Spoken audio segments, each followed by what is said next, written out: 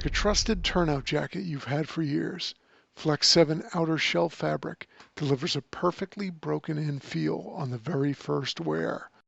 Flexible, comfortable, and powered with the strength of Enforce technology, Flex 7 outer shell fabric is made to move. To learn more, visit tenkatafabrics.com/flex7. Flex 7, powered by Enforce technology. Only from Tenkata Protective Fabrics.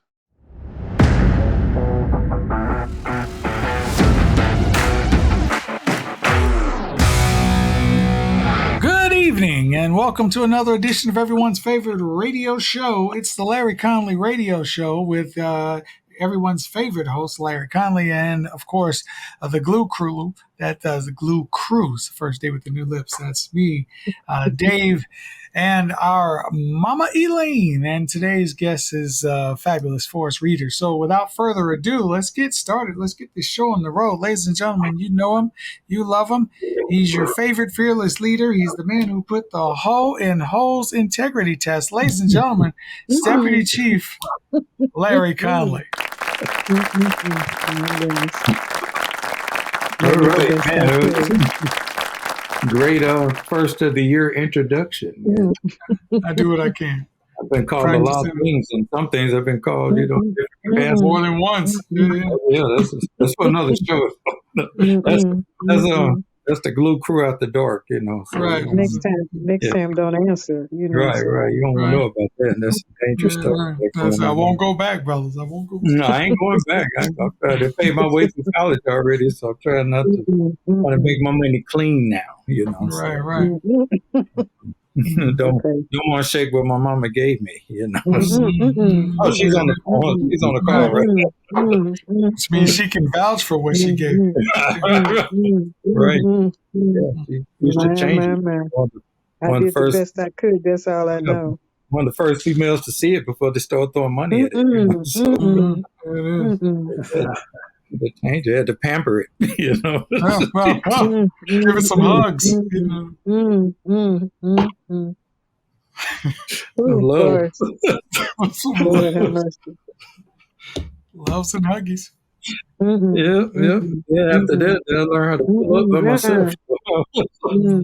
Hello. Yeah, we can do this whole show, but we're not going to do that because that's not what we signed up for. So I'm getting ready to sign off. Okay, how about that? They didn't sign up for tons of puns, and we got them, ladies and gentlemen. We got them. We've been doing this show almost probably about a decade now, and in the decade, I wish we can go back and put all the clips together, all the little things we like to call tons of puns, Right. So keep the people laughing, So when you ain't good looking, you got to be funny, Right, exactly, and we are hilarious. Right. Oh my God! Set the bar for that, right? Oh my goodness! Right, exactly. No pun intended. Right. No pun intended. So, but anyway, and you see where we get it from. We get it from my mom, and she got it from her mom. We have met our grandmother. Our grandmother was hilarious as well. Couldn't hear very well, which made it even more funny. So kind of misinterpret some of the stuff you were talking about. She could Joan. I know that's yeah, right. she can Joan. Don't mess with grandmother. Right. But you had to bring your lunch because she's gonna get at you. So but anyway, Happy New Year, everyone. I'm trying to. Next time I'm gonna have a better microphone set up and all that. Get the technology up. I've been doing it one way for so long, and technology has changed. And our new formats is that they having trouble editing because even though with my command presence, I don't speak as loud as I should. I never really had to. I mean, when I was on the fireground, I always took a lot of pride in not having to scream at people. I knew a lot of leaders. All they did scream. And what I found out is all this screaming, they was the emptiest wagons make the loudest noise, and a lot of times they were screaming because they weren't doing a lot of training back home. And so I didn't really have to do a lot of screaming, thank God, because I always had pretty good crews who we all knew what was happening when we showed up on the scene. And with that being said, not that I didn't have to raise my voice like we all do, because the fire scene is loud and dynamic, and sometimes you're not working with your people. But if you could do it in a way that doesn't require a lot of screaming, yelling, and belittling and all that kind of stuff, then you probably, chances are you did a pretty good job in training, and that's what we always tried to do. So I've never have been a screamer, at least in the fireground. That's another show. But anyway, so, um, Hello. but nonetheless, so I have to That's a temptation right really, there. But yeah, anyway. really training myself to speak up a bit on this. I know when we did the keynote, thank God we had a microphone, because once again, I'm not a loud screamer, talker person. But Bobby Hall once told me, don't really change that. You always have great stories, so let people lean in and hear the story. And I thought it was a great piece of advice, because it actually sounds very weird when I'm talking really loud. It's just not me. It sounds funny. So I'm not trying to sound funny, in that Sounds regard. funny. Yeah, it does sound funny, doesn't it? Sounds funny when I do it. But yeah, January we're kicking off. These winter months are.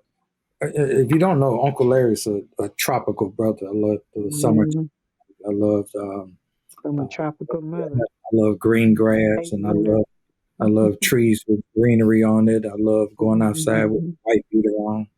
I love that kind of stuff. You can't do that in the snow. You just can't do it. So, and what makes it so bad, I had to pick a profession where I had to work in the snow. The weatherman said, "For the love of God, don't go outside. It's too bad. You're gonna freeze you're gonna freeze your stuff off. And then that'd be just the time we get the call for first alarm, fire in the house, people trapped or whatever. And we're like, it's going to be a while, and we got to get out in that. Unlike other professions that you may not have to get out in it, we would have to get out in it and throw water and all that kind of stuff. So I said, why did I pick this profession? Have to go to the very depths of the bowels of they can't say the bowels of hell because it's too cold for that. The bowels of something, to do my job. But it was always a good feeling when we were done, but didn't have a lot of fun doing it. And you got icicles hanging from your stuff. Even snot coming out your nose is frozen. That's a bad scene. Of course, you've probably been through that before. Yeah. But so the winter has never been one of my favorite things. And now to add insult to injury, then we've had two issues that didn't happen. That's going to be a forever thing. One in December, one in January. So I want to kick off really on a solemn note, but I do want to make sure that I kind of mention why winter is took another blow for the tropical brother. And so in December of not last year, but year now when you say January, say last year, you got to be careful. It's probably the year before we're talking about. But then, but in 2022, we lost two people, both family, I would consider, on January 13th, and that's going to be coming up in a few days. That 2-year anniversary of the passing of firefighter Ben Polson, and that happened in January 13th. I was down in Pensacola actually for the Kurt Igeson's seminar down there, and going down there, just to learn and continue to learn, and down there for that when I got the word of what happened, and so 2 of you guys are trapped, and one made it out, the other one didn't make it out, and the one who didn't make it out was firefighter Ben Polson, 33 years old.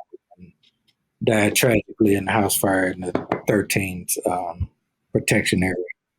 And, you read about this stuff and it happens to other people and you feel bad. And if you don't know them, unfortunately, there can be some disconnect. It's a brother or sister in the fire service, but there's still kind of that disconnect that I didn't know them, but I'm praying for their family.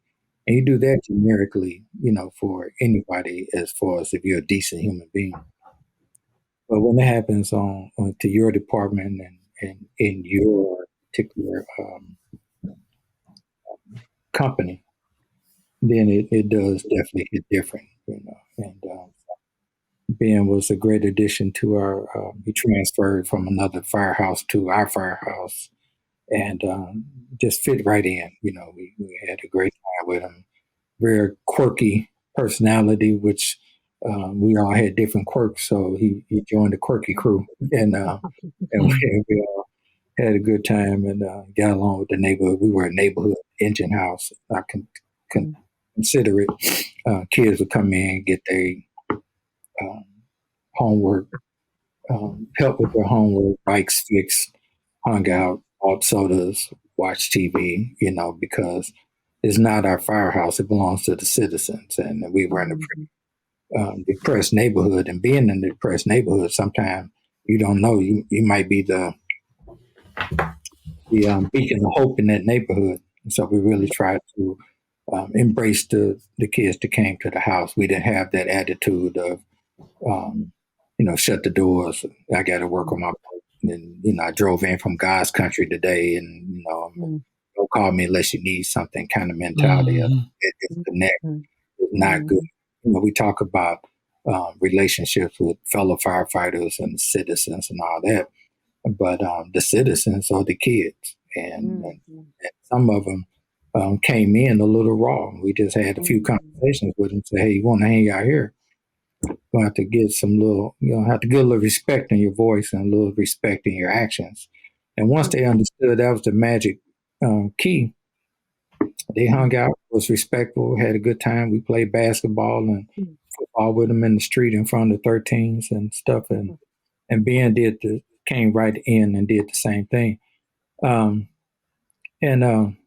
So one thing I like about this show is that we mic and we got different demographics that listen to the show, so we can all learn something. That's why I like listening to other people's show as well. And so I'm not going to try to explain the Crip Walk. You can look that up for yourself. But Ben know how to Crip Walk. If you want to know about Crip Walk, watch a couple of Snoop Dogg videos, and he'll show you, what he's doing. I would do it for you, but I don't want to. No, that's okay. Take away from the show, But anyway, but Ben could do it. He was out there showing these neighborhood kids how to do it, and they looking like, man, this white boy know how to Crip Walk. So they were just, that'd be part of the relationship. They out there playing ball. We had the music on, and Ben get out there dancing with them and stuff, and keeping up with them. And they were like amazed at this guy that they thought has kind of stereotyped. That he just one of the guys that came in from another neighborhood to work was actually could relate, and had a good time. So, but that was part of Ben's quirkiness. He was that he was graduated from law school, didn't have to be a firefighter, graduated from law school, was ski instructor out in Colorado, moved back to St. Louis to do the family business because his dad, Jim Poston, which I knew from the job because his dad had retired years earlier. He was a captain, and came back to do the family business. So it was extra hurtful with that. And I've had a lot of people had their children, I won't say their children, their sons and daughters on my crew.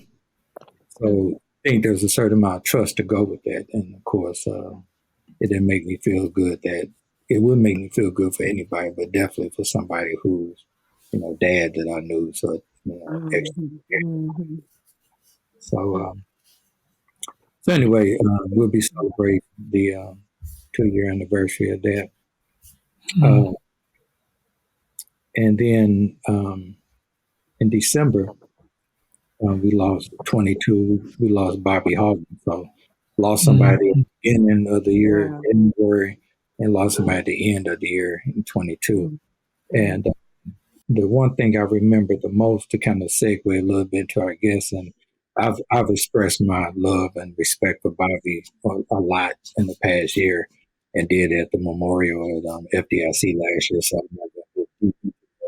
if you're a fan of fire engineering and you follow all of our podcasts, you realize the impact Bobby made on the industry and being a leader here in fire engineering. So I won't get deep into Bobby because you probably don't know Ben, but you definitely know Bobby. But two people who came to support me in this time with Ben was one Forrest Reader, who's on now, and Bobby Hall. And they both drove from, one came from the north and one came from the south. And Wow.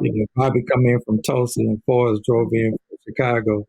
And I wanted to spend some time with them after, but they did the old man thing on me, said, before it gets dark, we got to hit the road because we don't want to be on the road after dark. So, dark. Yes. Can't drive at night. Yeah, so they both had to leave.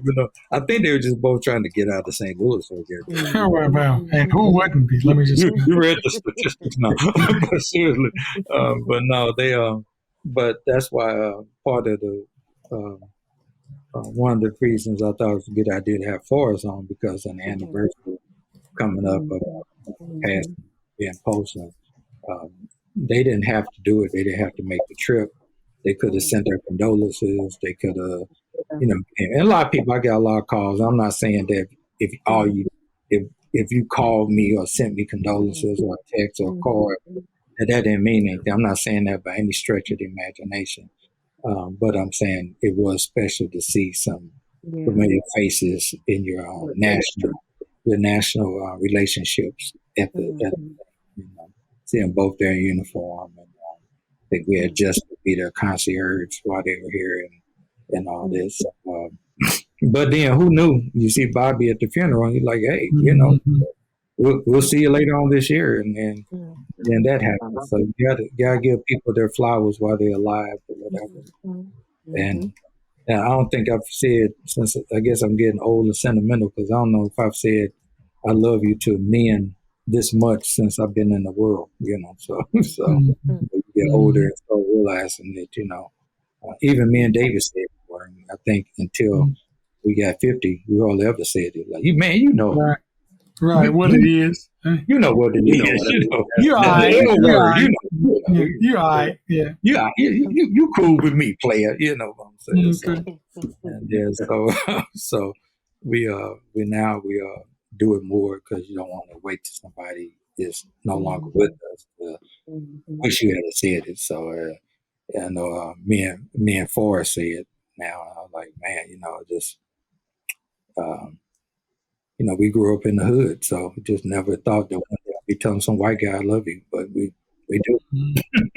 And I'm just being real. I'm not trying to be divisive or anything like that. What the fire service has really solidified with me is that we all are human. We all are one team. And then when we show up, save somebody or mitigate a situation, we don't qualify them by race, creed, color, religion, anything like that.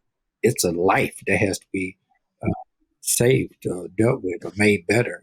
And that's it's not so much our job. We have to be empathetic enough to do it so we can go the extra mile or make the ultimate sacrifice like so many of our brothers and sisters have done.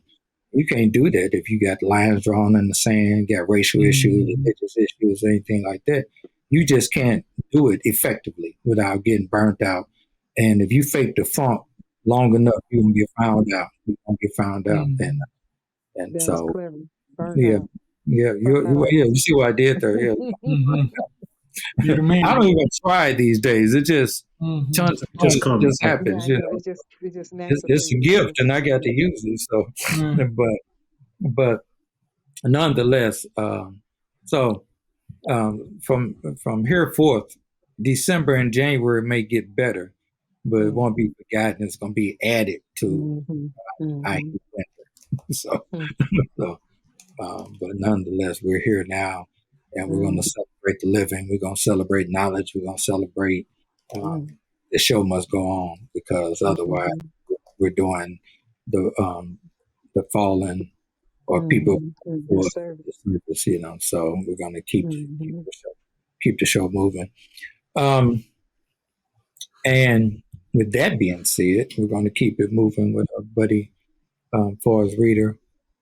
Forrest has been a dear friend for a while now. We met, I think, during the International Society of Fire Service Instructors, but it's known as ISFSI. You gotta say it real fast, otherwise you mess it all up, And far as now that I'm in Illinois, they got the Illinois Fire. That the same letters. Yeah, right? I'm like, but I just the whole thing, and sound intelligent. But it sounded like I got a really bad list or something, what organization? Just don't stand in front of each other while Yeah. You're spitting on people while you're trying to say where you So I often give money to organizations around speech impediments. No, it's not. It's not.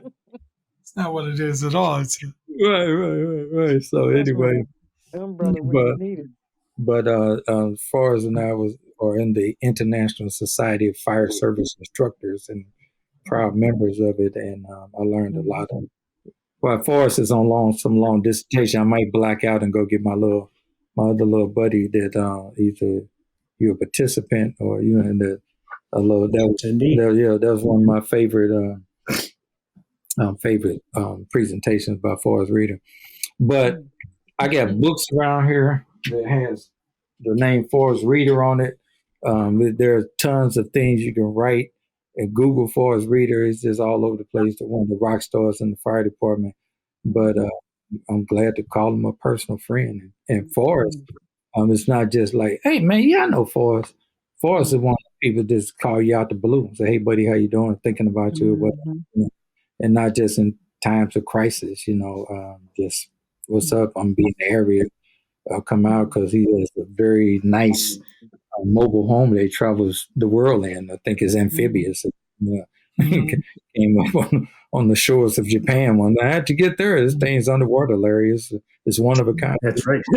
So, I think they call it Red October. Yeah.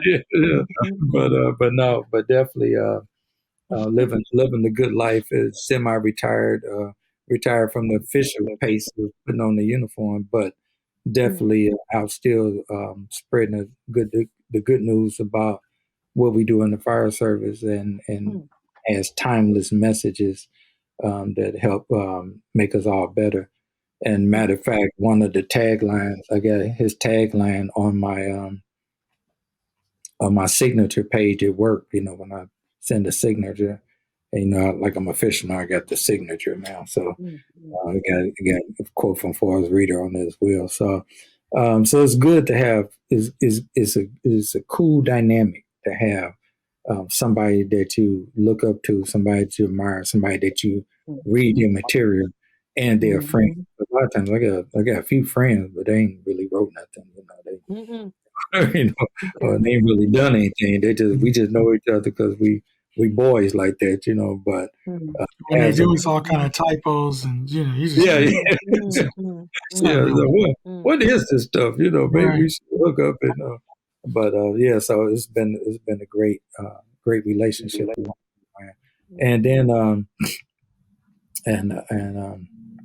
so I was just telling him not too long ago. I'm just fresh back from New York City. I went there for a bucket list, going to go watch the ball drop, and man, that's madness. I'm sorry, what? Yeah, the New Year's Eve. Oh, okay. I thought Times Square, David. I thought it was some kind of urology appointment. Right, yeah. He is getting older. He's over 50 now. Just never know. The time I got off the plane, there was a couple of guys with some plastic gloves on. Said, "Welcome to New York." And why y'all counting down? Right. What is all about? 9. Hey, wait. Yeah. Most of the time, you don't get that count. Right, exactly. and then there were fireworks. Right, exactly. and then somebody kissed me. Wow. And I ain't even gotten to Times Square yet. it's the best hernia test I ever had. I know that's right. Okay. It was crazy. Man, the doctor's office in St. Louis all these years wasting my time.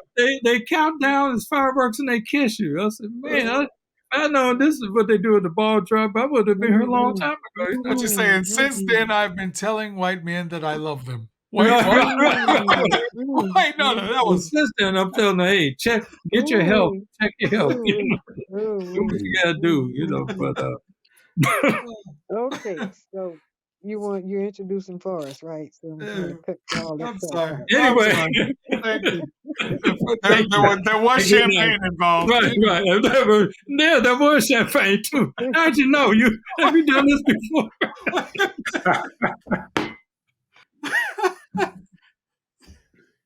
That's crazy. Oh man.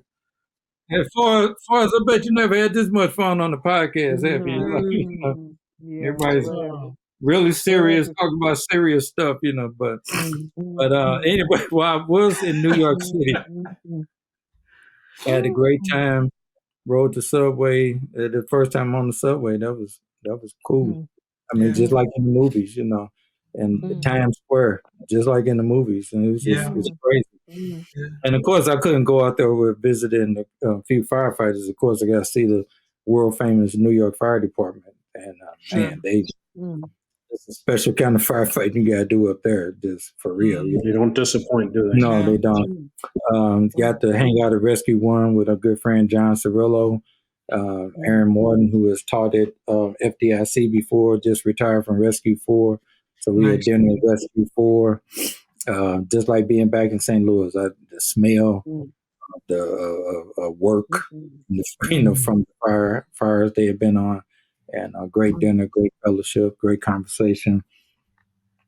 Jack Murphy hooked me up with the going down to the museum for 9/11 down there at Ground Zero.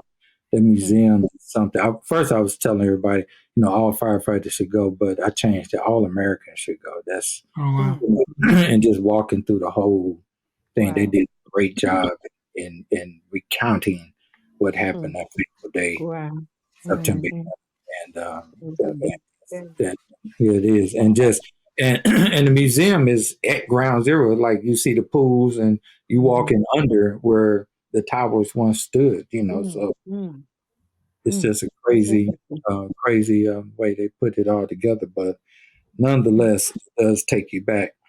And one thing that really pronounced to me walking through the museum was this: that was the one time I could remember in my lifetime that America seen one. It was a quiet few days where everybody seen one. It was us against them. Yeah.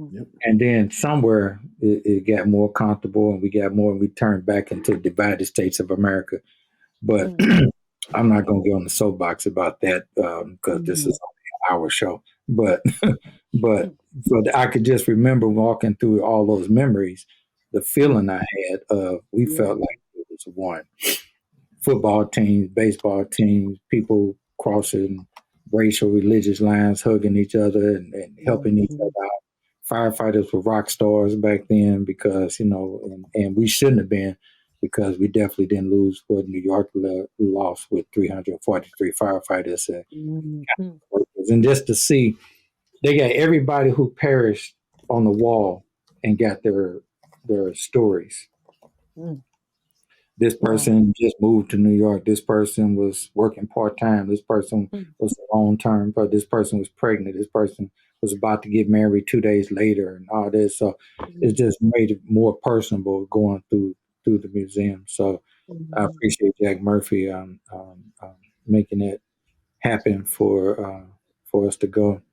Then I can't say enough about my good friend Frank Lee. For us, you know, the Frank Lee guy, you know, he's kind of it's kind of a big deal up there, you know. And kind of a big deal. Yeah, and Frank said, if I come down to get you, you know, they got the New York Yankees. If I come down to get you in Manhattan, it's going to take about an hour. It's going to take away from the tour. So if you can come out here, I said, okay, I'll jump on the subway and go out and get on the wrong subway. And I was like, Frank, it feels like I'm going the wrong way. He said, what's your next stop? I told him, he said, you're going the wrong way. So I had to jump out like one of the movies, like I just missed the door, and went back up the right way, met him up in Harlem. Went to Harlem for lunch on New Year's Eve. Man, I was telling Robin, my girlfriend I was with, we went to Harlem and man, we're like Nike store, Victoria's Secret, or Martin Luther King Boulevard. Then you got Malcolm X Boulevard. Well, man, St. Louis, y'all need to still be our game because you don't see that, But that's another commentary. But it was fun just to experience that. But Frank Lee took me out to Randall's Island to where the fire department trains their firefighters. Man, I'm not impressed by a lot of stuff, but I was thoroughly impressed. There's a whole city out there. You been out there before, Forrest? 20 years ago. Yeah, but it might overdue for a visit. It probably done improve more. I just wanted to get can y'all get a room out here I can move into? Because I just want to see this every day. Wow. It's not like training tower. We putting together these little training towers made from old freight carts and stuff like that. They got real buildings out there. Real buildings, ladies and gentlemen. Wow. And a real subway simulator that makes you feel like you're in the subway for real. They got an airplane that they had donated. They had chopped up and made so they could practice in the airplane. A ship simulator, so they'll know how to fight fires and mitigate emergencies in ships. It's it's too much to explain. I'm gonna do a whole show and I'm gonna get Frank Lee on there because I'm sure everybody who's up there, they're not impressed with it because they see it all the time. But when you come and far as you know about the Illinois one, and the one in Illinois is pretty impressive. Since I've been doing my job in Illinois now, I've been there a few times up at the university, and I was impressed. But there's nothing that compares. Yeah, it's crazy. So if you're not a good firefighter coming out of that academy, you just don't want to be, because it teach you every possible thing to handle all the unique nuances of the New York Fire Department. They're going through even a new way of doing things now with these electric vehicles and stuff, and people storing them up on the 25th floor and they catch fire. You got to go up there and mitigate that, and they won't go out because it's an electric vehicle with lithium-ion batteries and runaways of cells and all this. So it's crazy. But Frank took me on a great tour there. I'm gonna go back and see it all one day. Even better, have more time because I was on a kind of a time crunch. But I didn't want to just go to New York, not see them, and definitely not shout them out on the show about the experience. And we know some more people up there too. So next time I go, I'll see more people and be able to do more things. But today, it ain't about New York. It ain't about all this other stuff. It's about Forrest Reader, And but look, Forrest is family. So we having a family conversation. If Forrest was brand new person, I'll say, Larry Conley, and here's our guest. Let's get started. So Forrest is family. So we want to get into what's been going on with Forrest. I think since the last time we talked to you, retired, and you're on the road and enjoying yourself, but you're still teaching, and that just goes to show it's really in your blood. A lot of times people say, "I'm done with it all. I'm done." But so tell me, because that might be the life I'm looking at. I'll be done with the masters at the end of the year. So I have some credibility, and when I go teach, but. How does that? I just was asking for help. That's all. Yeah, but we I just want to know, just starting off for us, how does that feel to you wake up when you want to, and you go to a warm place when it's cold, and then when it's warm again, you come back, and then you just fly into different places and spread the knowledge. And then sometimes they need an interim. I didn't know the interim chief was a thing until you told me about that. They don't need the chief; they just need an interim chief until they get a permanent chief, and you just go in and Wow. get paid for being an interim chief. I'm just gonna hold it down until somebody gets here, and then Mm. I'm back to Arizona playing volleyball. I mean, That's this, right. this is a great life, man. I'm telling you. So Uh-uh. It is. It is. Yeah. tell me about this. I need to hear. Yeah. That's kind of cool. No, I'm lucky you're every day, Ler. That's kind of what I tell myself. I just I miss I miss putting on the uniform every day greatly. I certainly got those moments that probably like all of us or whatever. The politics side you don't miss, but just the opportunity to be with like-minded people doing a good job for people, and especially in the training side of things, and just watching service delivery successes and things like that, opportunities to get better in that. You miss that a lot. The contacts have still been great. I still talk to all the good folks back in Illinois that I worked my whole career with, and this would have been what I think 46 years, I think, service or whatever, if I would have, hung in full time somewhere around here. Again, it's all I've ever known since high school. Yeah.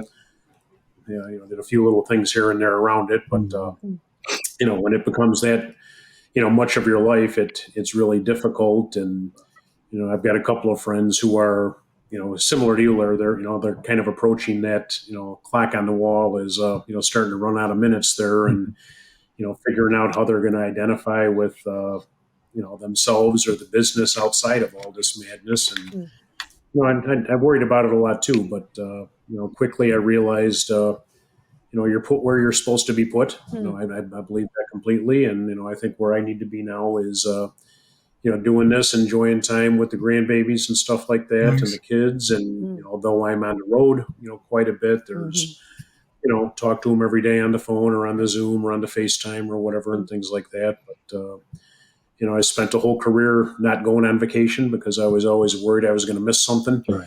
And stuff like that. I didn't get to see the places that I get to see now. And now, the work that I do now, I get to choose, the stuff that I want to do. I get to engage and work with the people that, again, I want to work with. And, again, the opportunities continue to be great. I've got some really cool projects I'm working on and involved with right now, and all of that. And I kind of was joking this morning. The senior softball league out here in Arizona is kind of a tough little world to be in out here. And I had a doubleheader scheduled for today, and we got rained out of the second game. But guys were jumping the trucks to head back over here, and hey, coming over for a beer and a little barbecue. And I said, no, I gotta work on a radio show with my buddies later this afternoon and get a couple things squared away. And we thought you retired. And I said, well, yeah, just like you said, I'm the non-uniform retired, but I still think I got a little bit of gas in the tank and a few things to offer. So, as long as the phone is ringing, Larry, and that folks are looking for some help, and early days of me being a training officer and instructor, I struggled. There were good people out there, but we didn't have curriculums. We just had opinions. Hey, I think this worked, or I think I think this is the best way to do it. And we shot from the hip a lot, and we really made up a lot of stuff on the fly. Whereas now, I've got somewhere in my son's basement back in beautiful downtown Lamont, Illinois. There's like 4 big bins of all of my drills and lesson plans and quick drills and policies and training plans for things that we did over the years. And that's what I'm trying to do now is just kind of pass that stuff along and keep it in the mainstream. And some of it might get a little dated, but still down in the SCBA you still got to be solid. Like I you and I went on a little rant, I think in the fall, right? Or, the early part of the summer last year and the early fall, talking about, the big 3, hose ladders and SCBA. You got to master those big 3 things, because outside of those, you can't do the other stuff. And, so, looking back on those boxes of stuff, and, it still keeps me fresh. And I like to think about, well, wrote this 25 years ago, how would I write and how would I present this today? Right. Right. And that's completely different. Yeah. I Yeah. really have I'm relearning myself, and here I am buying, new microphones here for, talking on meetings and stuff like this with you guys, and trying to figure out how to package up things probably smaller. I think is the thing that I'm focusing on now, is trying to make the learning units smaller and more concise to a specific objective or a specific outcome in that. And instead of some big grandiose, here's an hour and a half of PowerPoint and let's go and do a bunch of, and here's how we're going to, and just trying to tighten that up a little bit to, take attention to, the different learning styles. I'll be writing the 4th edition of my instructor book, coming up here later this year and into next year. And, probably most of what we wrote in the 3rd edition, and definitely all of what we wrote in the 1st edition, is now changed. The learning styles are different. The delivery is different. The retention is certainly different. There's Chief Joe Knitter. I know he just came and did some work, down in your town there with you guys, and him and I go back and forth on some stuff. And he just put out a really interesting kind of a theory.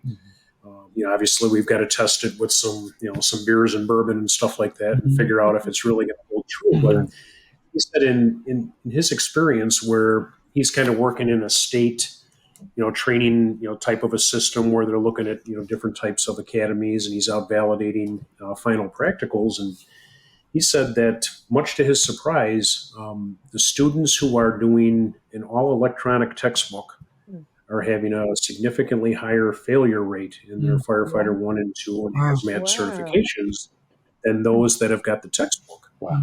So Joe, being the smart guy he's like, so is there something to it that if I give my student an electronic textbook for the computer, for their iPad or their phone, are they truly engaged in the learning and the reading, or are there, along the bottom of the screen here, do we have 5 different apps, running at the same time, and different pop-ups, going back and forth? And I said, gosh darn it, Joe, you might be onto something there, that if the data continues to kind of spill out that way, hence again, I go back to reinventing how we're delivering our material, and that maybe we have to balance that a little bit, and maybe lean a little bit more on the heavy, tradition. I was thinking, You're the Steve Kerber, the good old Dr. Steve, talking about legacy fuels and modern fuels and things like that. That maybe together we should write a legacy instruction class. And figure out how to get legacy instructor skills that stick. Box and modern box. Yep. And to bring some of those things together. And again, I'm not completely throwing that bathwater out and saying that that delivery is bad, but obviously we have to complement it with more engagement activities while the student is going through those things, perhaps. And I'm not smart enough to figure out what those are yet, but we got to together start to explore that and figure out that if we're delivering an electronic textbook product or material all through this type of a medium, how do we make sure our students are engaged and they can actually perform the skill that they're learning or doing in that. So a long way around. That's been kind of the life after the regular job, Larry. I've been just trying to find the work that needs to be done. The interim chief experience was just amazing. Wow. That was just probably a career highlight. That would definitely be in the top 5 of everything I've done. Wow. I think in great part because of the community I was in. I was fortunate to work in the city of Marion, Iowa, in suburban Des Moines. And that was just an amazing experience there for about 90 days. They were in the process of recruiting and hiring their chief, and their deputy did an amazing job of being the interim chief. But Iowa has kind of one of those unusual employment laws that you can only appoint someone for 90 days at a time to an interim position. And they hadn't finished up the recruiting and the assessment process and stuff. So the company, the temp agency I work with a little bit there, sent me out there, and I got to dig in and I got to see how they're doing business. I got to give them some ideas on maybe, my successes or maybe even more Sure. my failures and things that they could try to put to work. And it was a tremendous experience. And I consider now I've got some lifelong friends there that, from the city manager to the mayor to the entire command staff of some great people. And it was just a really good experience. Wow. Yeah. Wow. You don't know Yeah. it. You don't know until you do it sometimes, Right. Um, I Interesting. like what you were saying about the learn. I talked to Joe Netter. We had him on the show a couple of shows ago, and then we talk a lot of times. He's another person just reach out like, I was thinking about you, how you doing, and I make time to talk, and we get on the phone, and we're on the phone. But Joe likes to talk and tell stories, so I always learn something when I'm done talking to him.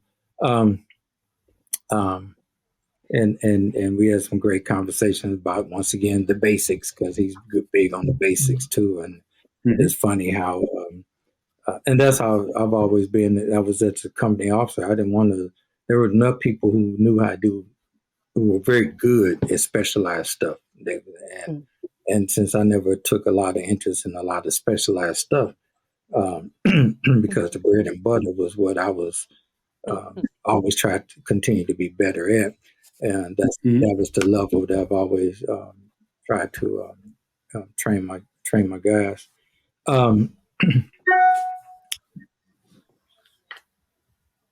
it's funny. The funny thing about you saying about the learning style is, I thought it was a me thing, and life had passed me by, and I'm so glad. I almost want to tell you, um, what can I do to even help with that project, because right now, being back in school and doing a master's degree, they'll have something on the computer to say something like, well, you don't have to buy this book. You can just read the ebook, or you can just read this online.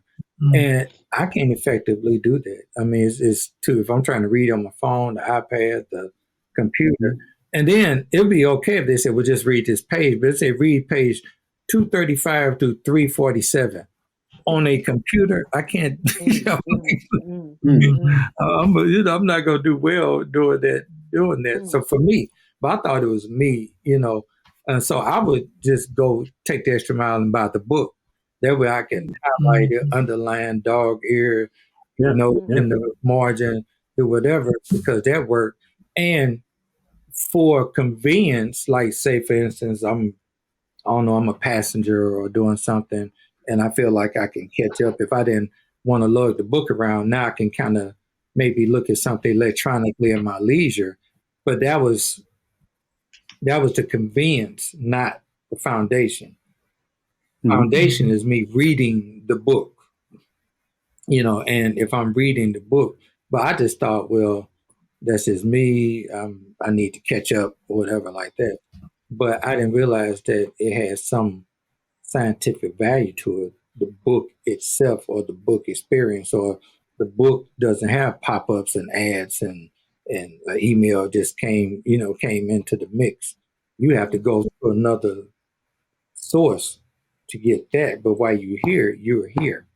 And that says a lot. I'm working on a project now to where, I'm going through the book, and the book is the book, the illustration, the book, the glossary, whatever.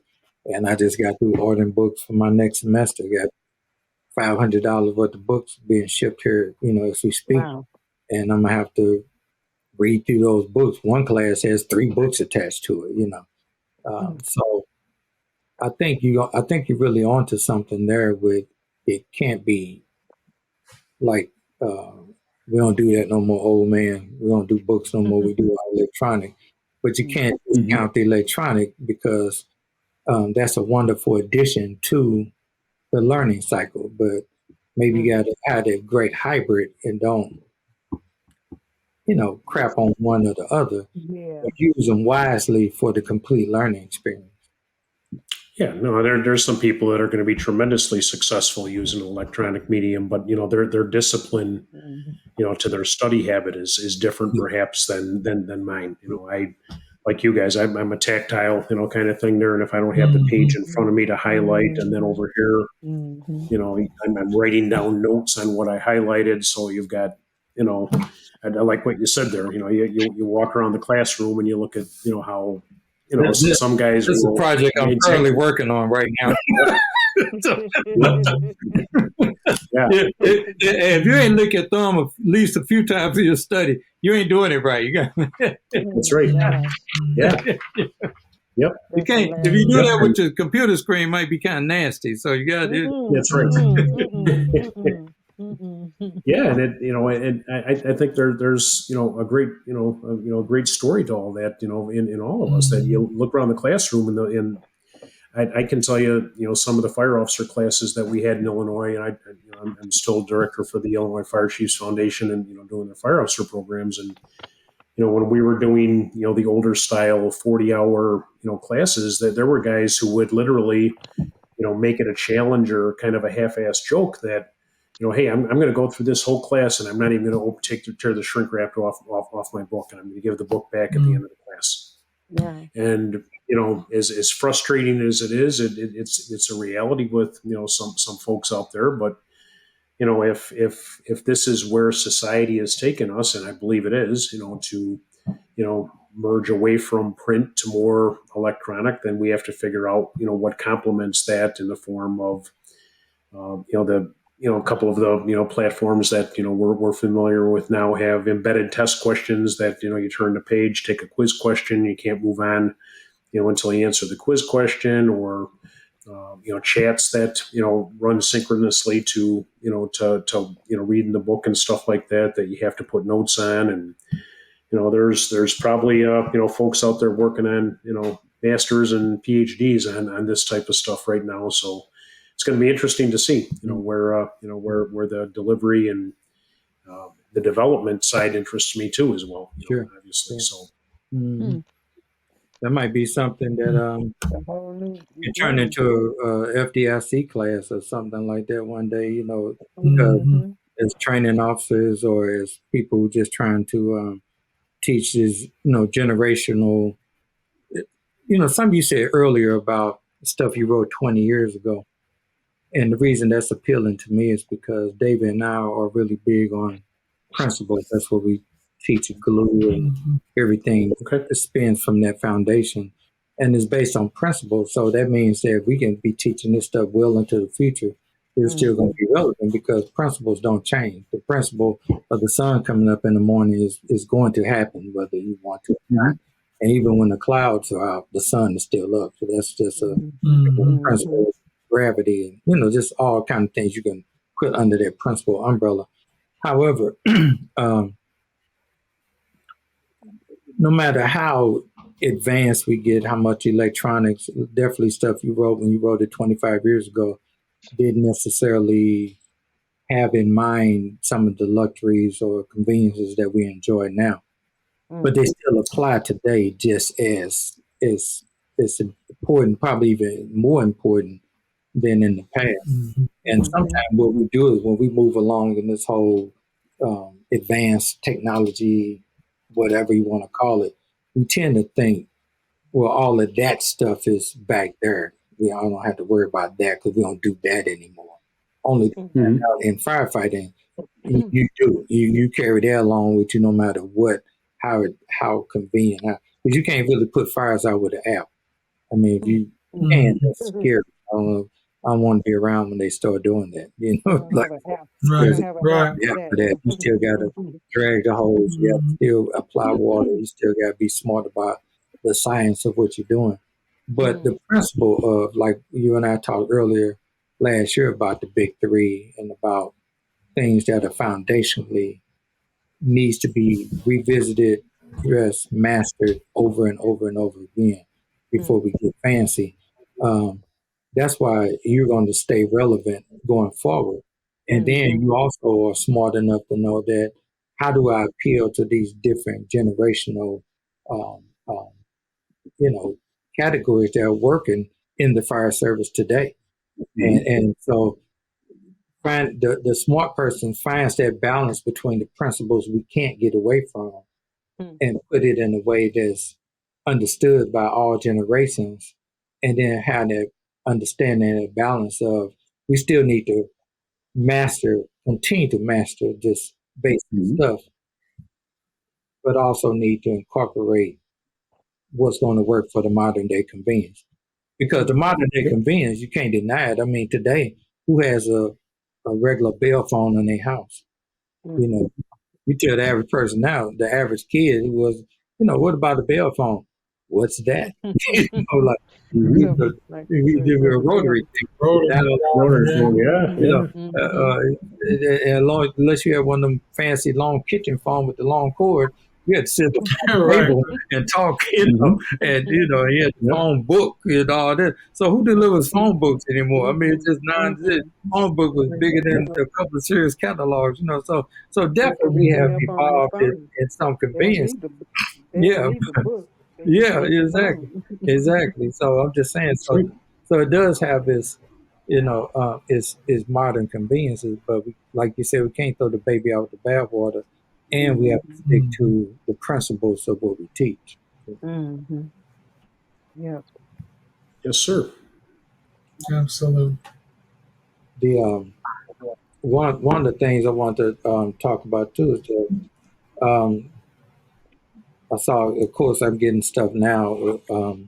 Everything Illinois across my desk because that's where I work now, across the river in Illinois, in forest territory, and that's why he's such a valuable resource. Because I could call Frank Lee, and Frank Lee is going to be. I can call Joe Netter, and they're going to give me some great stuff in general what to do as far as training officer stuff and all that. But the secret weapon with Forrest is that he worked in the system and pretty much developed a lot of the systems that are not nation statewide in Illinois right now. So now I feel like when I call Forrest, I'm getting a concentrated version of it, and so I feel blessed in that regard. And he's always gracious and willing enough to share, and I appreciate that. But when I got the Illinois Fire School, because we got Missouri Winter Fire School, which Dave and I be in a few weeks up in Columbia, Missouri. And then you got the Illinois Fire School. And one day when I grow up, I'll teach there one day too. And but I noticed Forrest had a class. I don't know if it's new or if it's, new to Illinois or. Yeah, brand new, first pilot. Okay, well, tell us about that then. You heard it here first, folks. That's right. Yeah, no, actually that's been really one of the, kind of the other joys in, the retirement. The good folks at the Illinois Fire Service Institute, the Illinois State Fire Academy, brought me on board.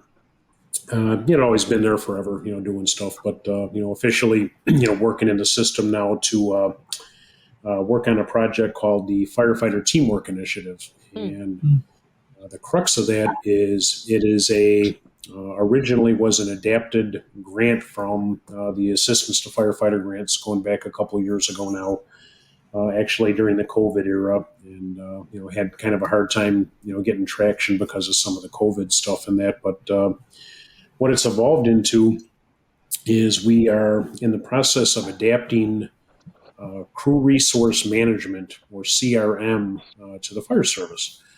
And CRM, again, a ton of research, ton of science.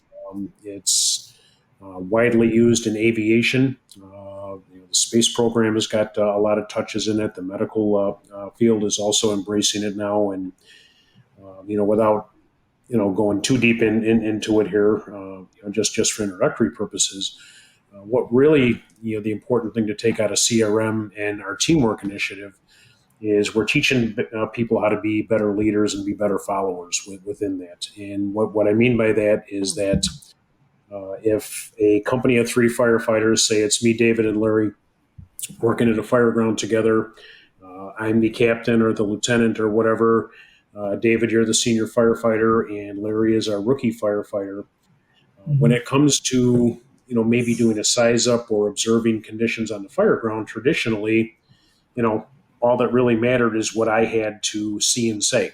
I really didn't look for a lot of input. I really didn't care what Dave, what Larry especially had to say, because he just came out of the He's a academy. rookie. And David, I would lean on you a little bit as we went along there. But what we're learning here is the value of the teamwork initiative is that through a science or a principle called the divergence of opinion, where we take and make better decisions based on all available information. And kind of the little note I wrote to myself here to make sure we mention with it is that it's not about who's right, it's about what's right. And if I'm looking at the building and I see a box, a type 2 constructed building of a strip mall or something like that, and I'm observing it for the things I have to in setting up my incident action plan. Well, lo and behold, obviously, in my size up, I'm looking at certain things through my experience and my training and stuff like that. Whereas Larry then just came out of the fire academy, and as part of the fire academy, he learned all of the underwriter's laboratory, the new material coming out of there about building collapse and fire dynamics and things like that. And if I haven't built a culture in my company where I feel it important enough to hear what Larry sees or feels about that operation, we're going to continue to do the same things over and over again. And through this, I kind of discovered something interesting that as it was adapted by aviation, maybe the short term for CRM is cockpit management. And I'll tell you the story about the cockpit, which is the cab of the fire engine, here in a second. But I know all you guys, Mama too. I know you guys, get on the plane and you guys fly all over the place. You get on a Southwest jet and you head out to the different places you have to go or whatever you're going to be. And for a majority of the commercial airlines, the first time that the pilot and the co-pilot meet each other is when they get on the plane. Wow. And daily, with a 99.9% success rate, they do an amazing job of getting us from St. Louis to Phoenix. And again, just by meeting each other for the very first time when they're walking on the plane. And obviously through time and more experience and things, they may run across each other, but Larry and David aren't assigned as partners to fly the plane on that same flight and that same route. It's everybody is in different patterns and routes, and some of the reason for that is because with comfort and familiarity breeds some of the the failures that they've done. So in their error reduction programs that focus on human resource, kind of on the human performance side of things, the cockpit is a sterile place. When it comes to when they step in the cockpit and get ready to fly the plane, they only talk about the flight plan and what's going on with the plane, what's going on with the weather, and the systems that they have to monitor from to and from. And me being the kind of the nerd that I am with that, I fact check that. I go to an airport, and if I see the pilot and the co-pilot standing there waiting to get on the plane, I'll go up and I'll get on them and I'll say, hey, let's talk CRM for a minute here. What can you tell me? And most of them are maybe military trained or whatever in their backgrounds to a degree, but they speak with a very high level of confidence in why they're so successful in doing what they're doing. And the reason that they say is that yes, there's a chain of command, but we're both equally trained. It's just on this flight that I'm wearing 4 stripes and you're wearing 3 stripes, but their training is exactly the same all the way up through those positions, so that I can check him, he can check me. Again, if I see him, going in a direction that I don't think is right, I'm empowered and required to say something. So it's a see something, say something type of a principle, and it's not meant to be, anything in the form of questioning your supervisor, stuff like that. But when we debut the program at Winter Fire School coming up in a couple of weeks here. That actually is one of the discussion slides. Is what is the difference between questioning and asking questions? So think about that. So if someone is questioning you versus asking questions of you, those are 2 completely different things. That's what we're trying to introduce with the teamwork initiative, is that you're not being questioned, meaning challenged, right, as you are having someone ask questions like, hey, Cap, do you see that smoke pushing out of the eaves on the AB counter there, AB corner of the building? You think we've got an attic fire? You think we've got some pressure building up inside there, or hey, Cap, do you think this is a basement fire and maybe we should try and attack it from its level on the other side there? What do you think? And that's a form of questioning in the crew resource management world that's called an assertive type of a statement, where you run through 5 steps, and that's what we do with the course, is that you call attention, hey, Captain, you state your concern. Hey, I think we have a basement fire.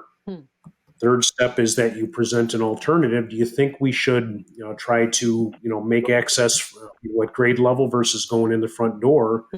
And then we kind of flip it.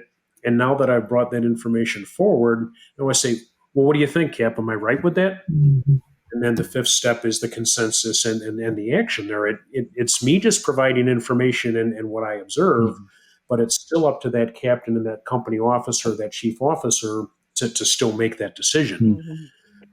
So that's kind of the key to it, is that we're not empowering the youth and the academy student of today to go back and start questioning and getting on their supervisors. Right. We're trying to, across all ranks now, as we start to introduce and interject this curriculum in a lot of the different programs that we're running out of the IFSI, to make sure that everybody knows their role in each of those communication models. And then it just revolves on a shared mental model. And pilots and co-pilots, they have a shared mental model of what that successful flight needs to look like.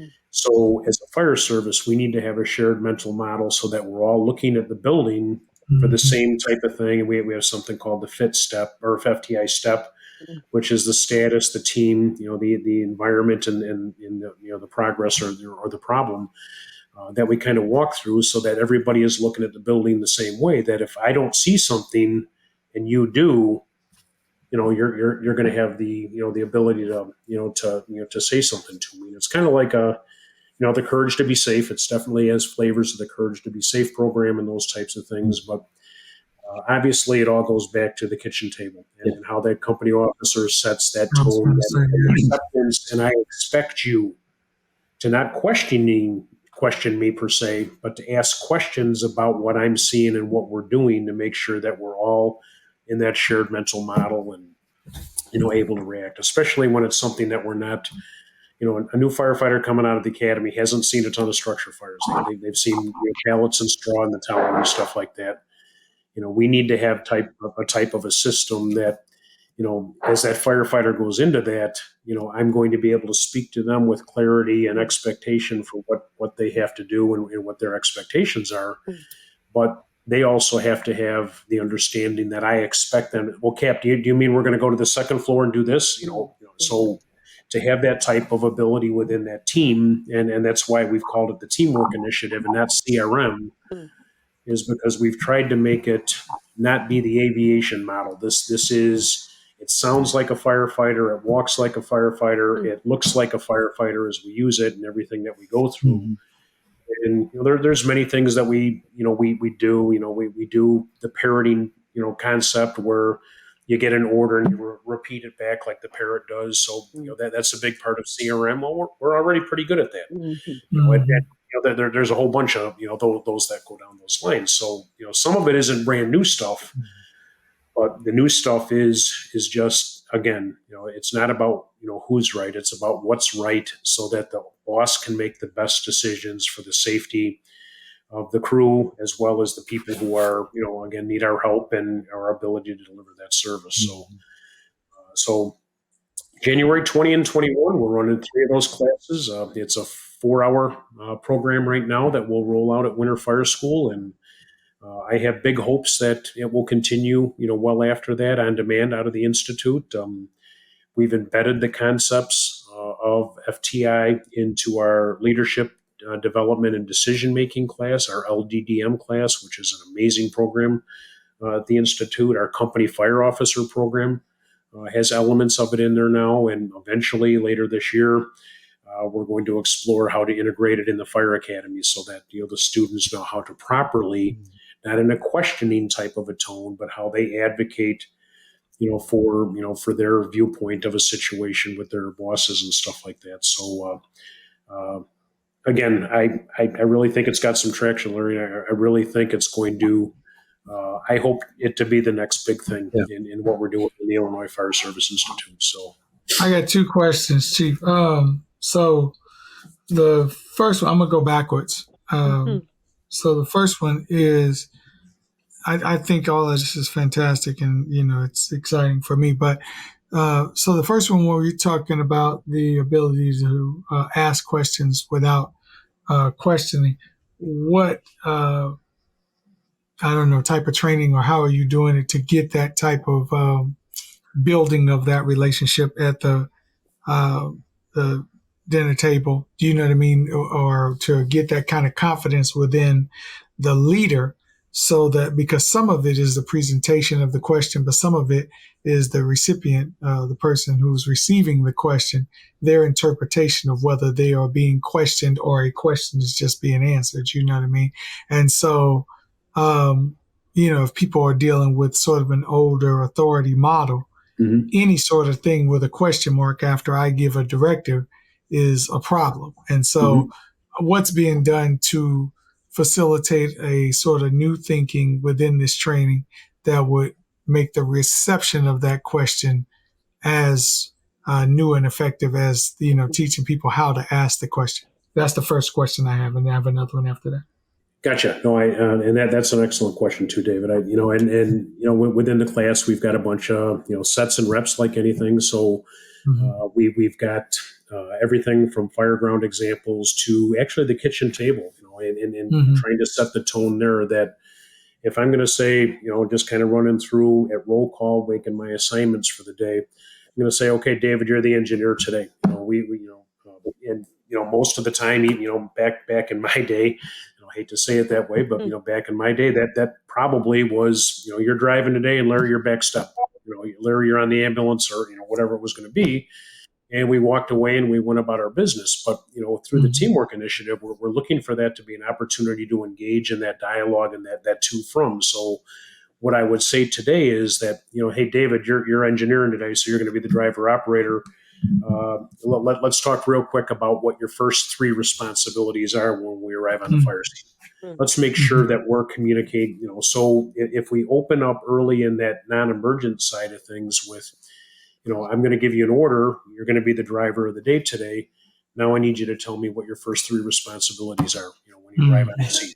Let's talk about that a little bit more. So, starting there and through regular training evolutions, but I can picture a couple of the slides where we've got a really, really, chugging away single family, heavy, dark, thick, pressure-driven smoke out of the Division A front door there.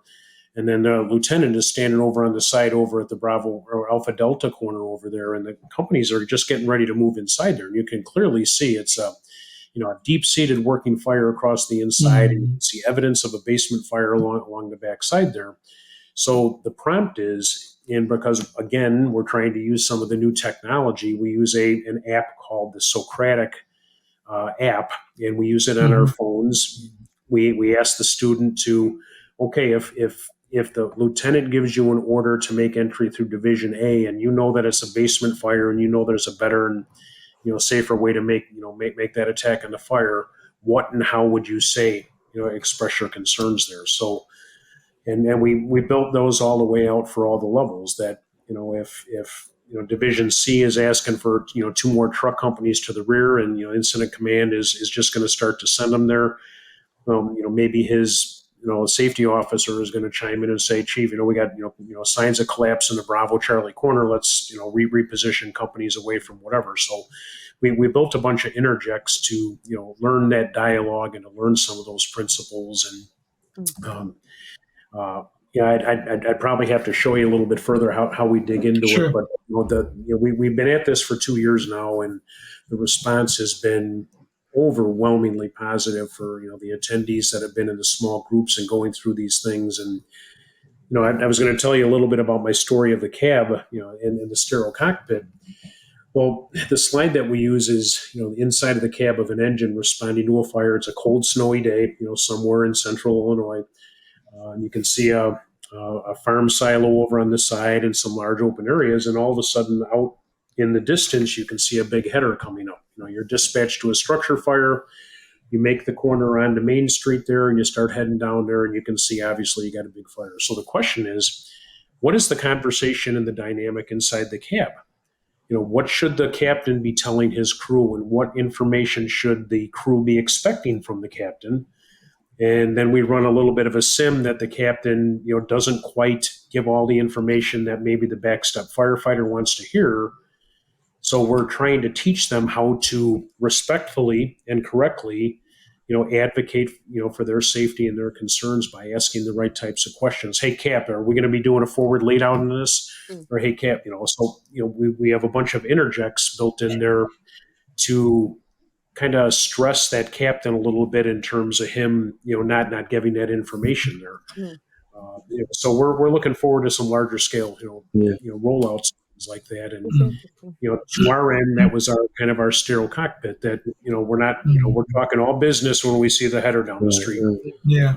What does it sound like in the headset, or what are we, looking over the shoulder to tell the firefighter that, hey, we got a fire here. This is a non-hydrated area, so we're going to drop and we're going to, lead in, from the corner here. Be ready to get the hydrant bag and lead out here, or the water supply bag or whatever. So we're trying to figure out what some of those things look like. So here's my other question, though. My other question, is kind of about unpacking a little more this the divergence of opinion. Because when I'm just listening to it words wise, it sounds like you and I have two different ones. And so, are you saying this is a thing where we are doing away with that? Explain that a little more to me, because I went to public school, so.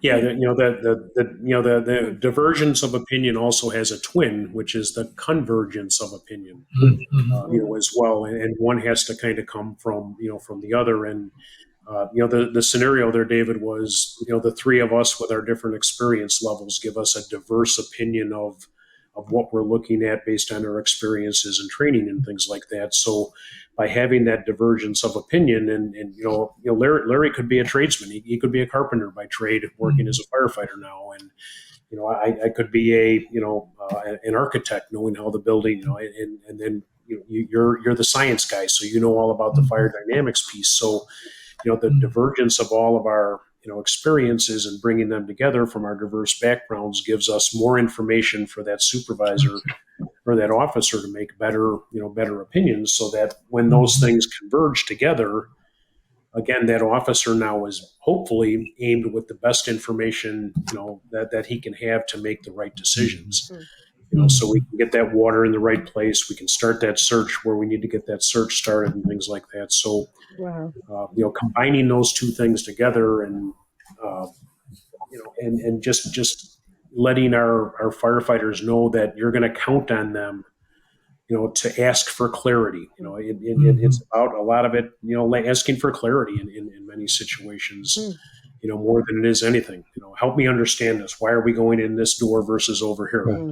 And it's not meant to be questioning your authority and your your decision making. Hey, I just what brought us over here versus where I thought we were going to go. Start with why. The start with why concept. There, I think kicks in very well there. So I love that. Because, and that's another kind of adds more to what we were talking about a little earlier, that you got these different generational thoughts. The most common generational thought, different than maybe back when you and I came on a job, where it was more authoritative.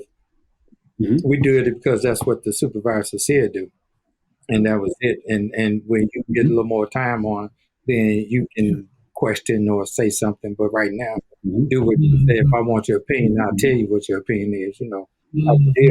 These days, you really can't get away with that without having. I mean, you might can try to bully your way into that type of authority, but you're not going to have a long-lasting quality team with that if they don't understand why. And like you said, do it at the kitchen table, do it in training, so you can lessen how much why you have to explain. But what you've done that's even better than when David and I tried to teach as far as doing more of that downtime relationship building stuff. So it'd be less. You have to use your authority when the emergency hits. Is now during the emergency, there's respectful dialogue to even dig even deeper into us working together as a team, mitigating, increasing safety of everybody on the scene, and like you said, having those different viewpoints um, come together in a more sterile environment that's even better. So it drills down even more. But I love it because now there's no excuse for us not to be a great team. You gotta reduce your authority, empower what people know, give them value, as David I would say, continue to support their high status, and then their high status working on the team, not just in training, but now at the scene, and they're contributing to the success of the fire. Then it's the true team. We did it. Hey, I said this part, and I did this part, and I contributed this part, and now it's a true team win. And even more on top of that, now you're not training new officers from scratch. They've participated now in some way in the success of some mitigations, and so they're that further down the road in their studies of becoming an officer or whatever, if that's what they want to do. And even if they don't want to become officer, they're still empowered as as a firefighter. That makes sense.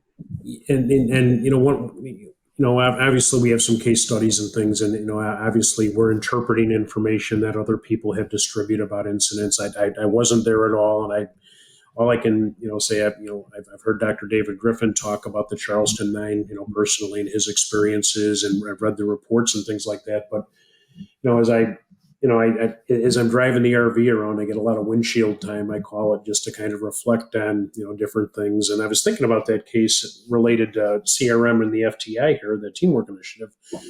And I thought, we lost 9, brave, tremendous firefighters, lost, their families and the community and the fire service as a whole there. But as you look at a lot of things that went wrong there, and again, I'm not pointing fingers at anybody, but when I look at, the overall perspective of everything that happened there, is that I really struggle to believe that, one or maybe more of those 9 saw something that maybe caused them concern, maybe raised the hair on the back of their neck, maybe the pucker factor, whatever, based on maybe smoke or the size of the building or the lack of the water supply or the choice of the hand lines going in to fight the fire. But in the culture that was in place at that time in that department, which I know they worked very hard to change and break and move in a different direction, from what we understand, they weren't really given the ability to question orders and things like that. That just wasn't something that happened. And maybe even for the others who survived the incident, there were several close calls and things with other members who were very close to losing their life in that same incident. That if someone, one of those people in that of any of the fatalities or the close calls would have said something about, man, it's getting hot in here, the visibility is getting bad, I don't think we have the right size line or whatever, we might have had a completely different different outcome. And you can break that down to any close call or other type of incident that if someone would have only said something. And that's kind of the genesis of what we're trying to do with the project. Is we're trying to one of the very early intro slides talks about getting people to ask the right questions in the right manner to the right people, so that we can take and we can not have a free for all, and we're not looking for this big gigantic group thing. That's nothing of what we're trying to do. But we're just trying to get teams that trust each other. They have a mutual trust for each other. They have a mutual respect for the lines of authority and responsibility, and the supervisor or the company officer, the battalion, whoever, trusts their people enough to allow them to give them feedback. And, especially if we get to the point where we're working in that shared mental model where we're looking at it the same way. I can't see everything. I can't be on all 4 sides of the building. I'm not stretching, whatever.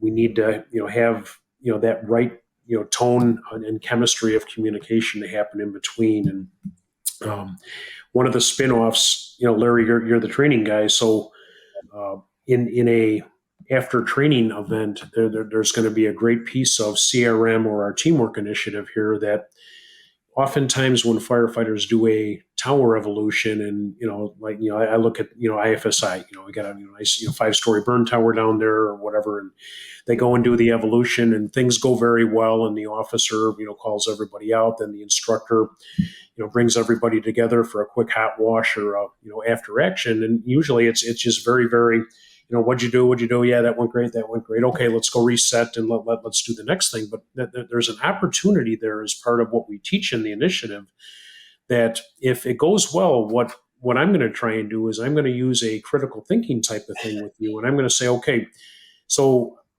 Larry, you and your team did a really nice job. You got the line up to the 3rd floor. You got water on the fire, got your primary search. You located the victim. Got him down to the 2nd floor and turned him over to the truck, for removal. So let's change that, Larry. Let's ask you here. So what happens if that was a 300-pound victim instead of an 80-pound rescue Randy? What happens if you would have let out short to the entrance to the room, but not completely in the room? What techniques with stream management do we know today that you could have used to still get water on the fire? What happens if there would have been a premature ventilation hole prior to getting water on the fire and getting that temperature controlled? So I'm excited about that piece, maybe more than anything in the entire curriculum, just to teach people how to, challenge successes by moving it up to the next level. That, yeah, you were successful, but what if this happened? What if this didn't happen? What happens if the pump was going to be late to send water to you, or if the truck was late to do this or whatever? So if we learn how to better, give a, post-incident or post-training analysis or whatever there, all of that helps build that team. So that goes back to your question too, David. I think if in training, if we're doing those things and the firefighters, see that the boss is looking to get, in their opinion, if this happened, kind of the if then, kind of the if this then that kind of a principle there. That helps us build the teamwork initiative or the CRM skills in too, because they know they can freely give input about an operation, in the critique, and hopefully that spills over to a regular operation as well. So, now, as far as with this, is this just for trying to roll it out for the school, or is this something you're able to travel and teach as well? Right now, this is just the Illinois Fire Service Institute. This is our program at the Institute, and our hope is to maybe get this up and available so that we have the traditional model that we're going to be delivering here. And as soon as we get this one done in a couple of weeks, we're going to be developing a blended version of the class so that you can take it in this type of a format, Right. One-on-one or in small groups and things like that, so we can deliver it to a blended, learning approach there too. So, no, I love it. So, David, how do you? I know your brain probably was spinning like mine, and as far as like a lot of similarities to our status explanation on things. And one of the things I saw that maybe made me kind of rethink a few things. Not rethink how we do it, but just rethink maybe ways to even express it better. A lot of times I talk about how you definitely are heavy on the democratic type of relationship when it's a non-emergency or at the firehouse or whatever. That way, when you have to be autocratic at the fire scene, it's not questioned as much. But it sounds like with some of this, you want to maybe let the reins off that a bit. There still have to be some authority for accountability purposes, but let the reins off a bit to allow for this type of dialogue. So there's a good balance between seeing, empowering, but like you said, how is the question and how do you move forward? It doesn't slow down the speed needed to mitigate these emergencies. Absolutely.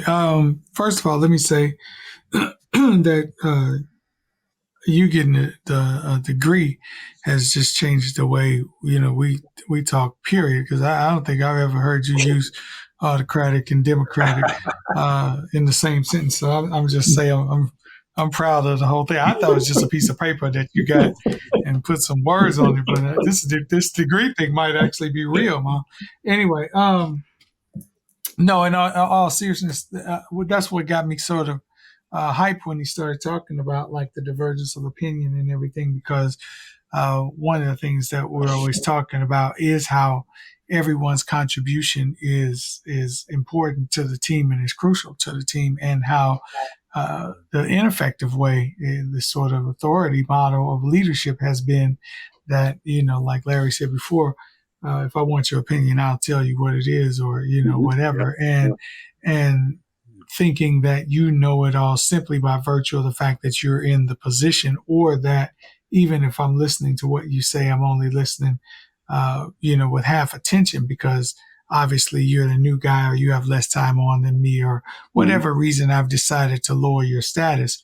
This is the sort of perfect execution of equal high status, in the sense that you say, no matter where you're coming from as far as how long you've been with the team, your lived experience brings a unique perspective to the team, which potentially can make us better. And it can only do one or two things. It can either improve the team in some way, as far as like us taking your contribution and that contribution expanding our ability to attack any sort of issue more efficiently and effectively, or it's a learning opportunity for that person who we say, okay, that part is is good that you brought that contribution up, but here's where you may be able to get some more insight into how this would be better when you bring it up next time, or when you're learning from it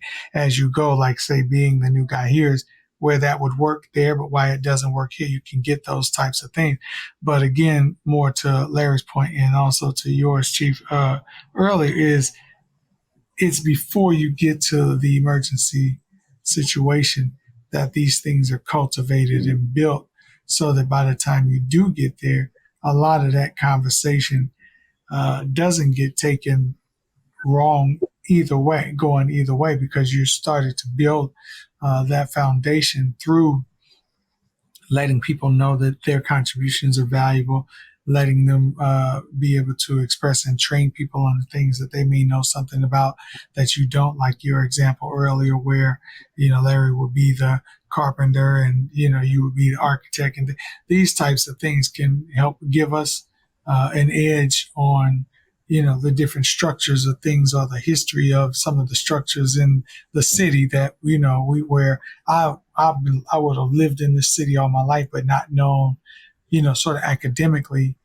some of the reasons that things were built a certain way or whatever that you would know that would make us just be more effective. So doing that in what would be considered the downtime makes you a lot more effective when it's go time, and I think a lot of times when we start talking about this, everybody defaults to the go time and say, well, it can't be, to use a degree Larry Conley term, you can't be democratic at the fire scene. Well, of course not. That's going to make you a lot less efficient. Mm-hmm. But if you've built that beforehand, then it doesn't even come across as like oppressively authoritative when you're at the fire scene. It's part of the mechanism and how that goes. Because the bigger problem with the authorities, and I'm gonna shut up, is that in that thing, everybody doesn't understand the responsibility that's on the leader who has to have the authority, but even the leader doesn't understand it, in a sense where they say all the contributions are valuable, but the responsibilities are as different as the experiences that we're bringing to the table. So the chief has a certain level of responsibility that he's going to have to answer for, where the captain has a different level of responsibility. The private has a different level of responsibility. So pursuant to those levels of responsibility, everybody has to have whatever deference they have, and we know that. But that does not mean that your contributions are less, that your status is less because the responsibilities are different. And that's a thing that we just got to get together in the downtime. And I love this divergence of opinion. And so I'm just going to be studying that a lot more. That's Yeah, no, and I think you said that very well. And again, that when this is first introduced at the company level, it's I would envision it as guys, understand that I'm still going to make the decisions, based on incident action plans or what we have to do, but I can't see everything, I can't hear everything, I can't smell, taste, or feel everything there. You guys are going to have to be additional sets of eyes and ears so that right. collectively we can make better decisions. And some of the initial pushback that we had in the first few of the trial groups were that we're educating firefighters to the point on this where they're going to get fired because they're being insubordinate. They're questioning their and they said, no, they're we're teaching them to help their bosses make better decisions. I want to make the decisions. Well, what's even better than that? I'm going to teach you how to make better decisions. You're going to make better decisions because not only, hey, I see the fire on the Alpha Bravo corner, second floor. It looks like it's a bedroom. If we go in through the door to do this, and this, everybody knows exactly what the plan of attack is and what page we're going to be on to go ahead and do that. So it's not tactics by opinion anymore. It's based on this set of factors and these sets of decisions that get the water up to where it needs to be so that the search can be completed, whatever it's going to be. So, we're making better decisions because of these principles and, all the way up to the command level. The Sully Sullenberger incident with landing the plane in the Hudson, I tried not to make this a curriculum that echoed so much of aviation, but, there's lessons in that are tremendous. That at one point, when they're deciding to land the plane in the Hudson, Sully turns to his co-pilot and says, "What am I missing? Got any other ideas?" He said, "What am I missing? Do you got any other ideas?" And the co-pilot hesitated. "No, none that I can think of." So again, before they executed that, what am I missing? What aren't I seeing here? And in our slides, and when we get to the chief officer side of things, that command aide or that safety officer, that communication in the teamwork or CRM principle here is just those exact words, David, is what am I missing?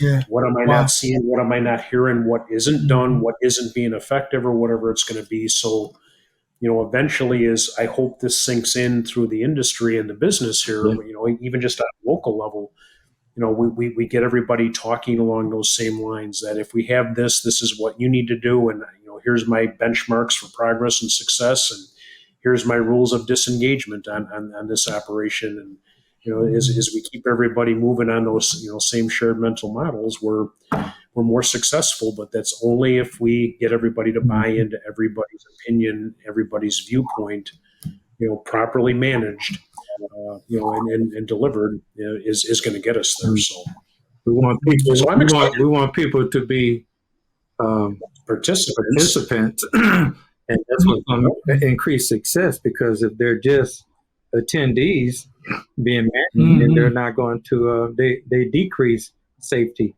and mitigations. But that's what we. What side of the statue is the attendee on there? That's what we look for there, right, Forrest? That's right. Yeah, principle Forrest. This was a whole nother class, David, and Forrest had this. It applies today with this new thing he's rolling out, and I still got this from my dear friend Forrest because before I knew anything, I was an attendee. Then when I started kind of getting busy with stuff. That's right. And anybody can be an attendee, and there's a reason it's on that side of the statue. Right. I was about to say, yeah. Yeah, it's very symbolic. That's right. So we want people to be participating. Yeah, it's a Christian show, so we're not going to talk about it. Right. But no, great stuff, man. I can't wait to really delve more into it and get it infused in the Collinsville, Illinois Fire Department, and really make it part of our growing DNA as who we become. Yeah. Yeah, the National Fallen Firefighters Foundation, actually, the Fire Department Safety Officers Conference is next week in Phoenix.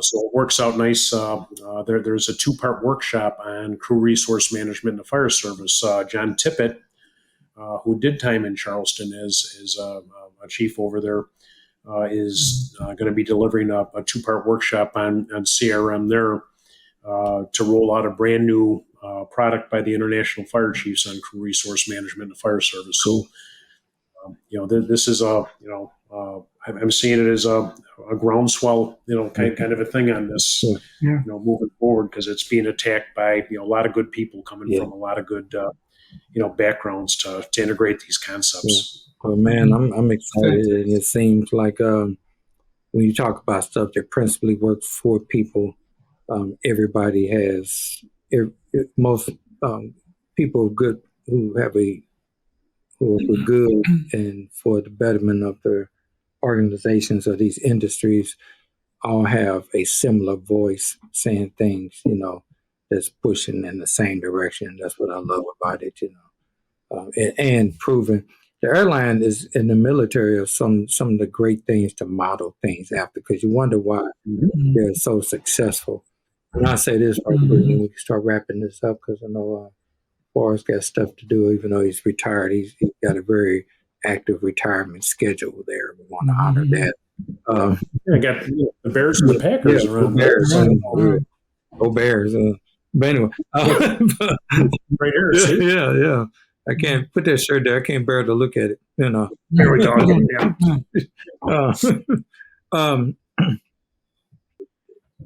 I had one of my best friend's brother used to be working procurement, supplying the airline with supplies and things of that sort. Like, let's say airline needed tires, then they would they would call his company, and his company would make sure they got the tires they needed. So when they sent them the tires would be bought, but the tires were bought because they had, why am I going blank? But anyway, the tires would have not because they were worn out, because they had did a certain amount of miles. And since they had did a certain amount of miles already, they would just get rid of the tires. Now, you and I might look at tires and, man, this got a lot of tread on it, put the penny on it, still looks good and all that kind of stuff. But for some reason, they want to get rid of these tires. Well, they would get rid of the tires because the tires have reached a certain clock hours. That's what it was. The tires have reached a certain amount of clock hours. Once they reached a certain amount of clock hours, they got rid of the tires. Didn't matter if they would look bad, had some bald spots, whatever. The clock hours, they would get rid of them.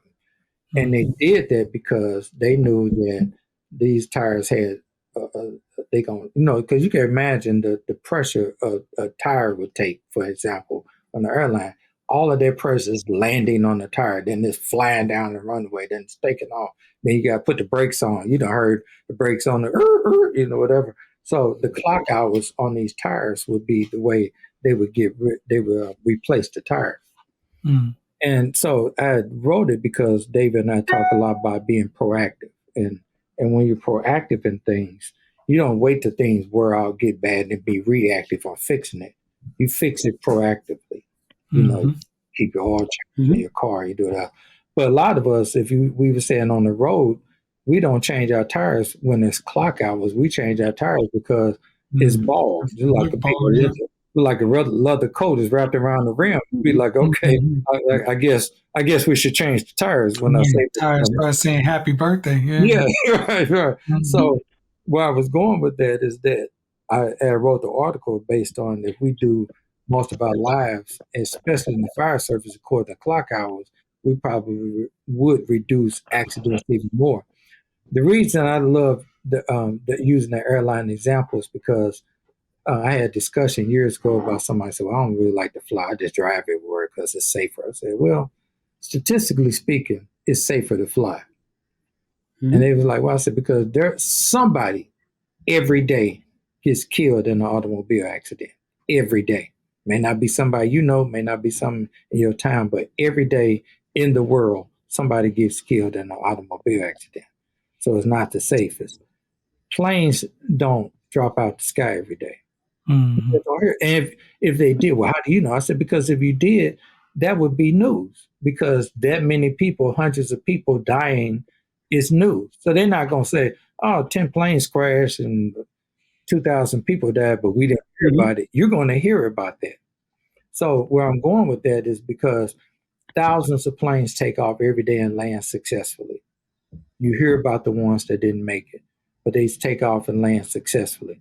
That's because they have so many um, uh, Systems in place. systems in place to make sure Redundancies, that, like yeah. Forrest was talking about earlier, with how the relationship is in the cockpit, the procurement of parts and stuff like that. Every little thing has a clock hour attached to it. It's not based on does it look worn out or not, or whatever. It's clock hours that replace the critical elements of a flight. So when you get all these successful systems in place, that's why planes don't crash all the time, fall out the sky, run in the mountains and all that kind of stuff, because the systems help keep it. Why? Because you got so many souls you have to protect every day. If we did that more in the fire service, we probably wouldn't lose as many, because we would deal more on sterile environments, clock hours, things of that sort that would help us even be more proactive and in front of things that kills us. And you know what's another funny thing too, Larry, just with what you said there, is that we do talk about everybody doing their own personal size ups of an incident. That's redundancy. So our redundancy in making good decisions on the fireground is all three of us doing a size up based on that shared mental model there, with our own individual expertises again, and own individual experiences, to make the best possible decisions. So the redundancy, just like you said, in the aviation in the cockpit, is just what we're doing when we do a size up of the incident, or I give you the hey, we're inch and 3/4 to the second floor to do this, this, and this. You check it back and say, okay, boss, I got an inch and 3/4 second floor. We're going to do this and this. Let's keep an eye out for smoke change and banking down on us, right? Okay, yeah, let's so the tech tells us. So all of those are our version of the redundancies with the lights in the cockpit and stuff like that. I love it. We're just doing it by by ear and all those other things. So, and like on. I said, I love it because you're not. It's not like right now I'm helping, and she'll probably listen to the podcast when it comes out. Jessica Jackson saying that you met, as far as Jessica, and and right now studying for the captain's test. But a lot of the stuff that we talk about is stuff that she knows. But a lot of stuff we talk about, she said, we don't really do that often, or we don't. It's part of our SOPs. But since we don't do it that often, I almost have to learn it to be prepared to pass the test. But just think, if we did it like you just said, part of your language, part of the redundancy of your language, you wouldn't be starting from scratch on some elements of the promotional exam. But the reason so many places, or you have to cram so much, is because you don't do the redundancy of successful things. So you kind of start from scratch on some elements of the promotional exam, unfortunately. Yep. Mm-hmm. So I love that. And like I said, well, if we do like what you're saying and master this particular route of doing things, everybody is a captain every day, or everybody's a company every day. Everybody's a chief every day, because you're those little bits that you're picking up in each incident, and you kind of using a version of this. Keeps that pump prime. So by the time it's time for promotional exam, things like that, you're kind of just reviewing. You're not starting from scratch or have formed such bad habits that you've deviated way over here when the standard is here, but the culture is here. If the culture and needs are more lined up, culture plus the standard, these successful practices, then because if we flip the script in the fire service, and I'm not slamming. I mean, it's a great still a great industry. I would rather be a firefighter than being an airline pilot. So but what I'm saying about that is that just think if we flipped the script and said, okay, we'll figure it out when we get there, or we'll train when we feel like we're not going to train as often as we should or could or whatever. And we put our model in the airline industry and then put their model with us. Would more planes be falling out the sky? We got to kind of think about that. That's the hard question we got to ask ourselves with our existing system. Right. Because the system that we talk about with the airline, if you over in a country we ain't never heard of before, and they have an airport that flights fly in and out of, they follow pretty much, if not the exact same methodology that you talk about if you worked at you flew in the United States or something like that. That's why you don't hear about a lot of planes falling out the sky in countries you ain't never heard of before. Yep. Because they use a version, if not the exact same model. Makes sense, Man, I love it. I want to talk about it more as it develops, in future broadcasts and things of that sort. And I can't wait to see it continue to mature and all of that. And, yeah, it's going to grow up nice, I think. Yep. I love it. See, that David, that's Forrest Reader right there, man. Come on, man. Did we learn something? Bravo, strong J. No, that's what's up, man. It's just always a pleasure because you're going to always learn something for real. And it's not like, but some people talk, you be above your head, be like, you know what, that must be some airline stuff because that's way up there in the altitude. I went to I can't get down like that. But to be able to take something that could be complex and then make it that something that all firefighters can own and participate in with no excuse. That's a pretty good testament to your teaching abilities as well. So to wrap this thing up, I know we could talk forever, and we don't want to because we don't want to miss the Bears. So, no, he said, "Don't worry, I got it on now." No, but thanks for sharing your time with us, sir, and we look forward to seeing you. I guess in a couple of weeks you'll be at Missouri Winter Fire School. Yeah, we'll see it. Yeah, Winter Fire School, and then that follows up by Missouri. Are you going to be teaching this at Winter Fire School? No. Okay. No. Too bad. I was going to let David teach by himself. I was going to come to the class. But I can't tell you how many people are advocating for that. There's a movement. Right. There you go. Well, see David the star, but just so anyway, we'll wrap it up. We'll let Forrest start out. We'll go to Mama Elaine, David, then I'll back clean up on wrapping everything up.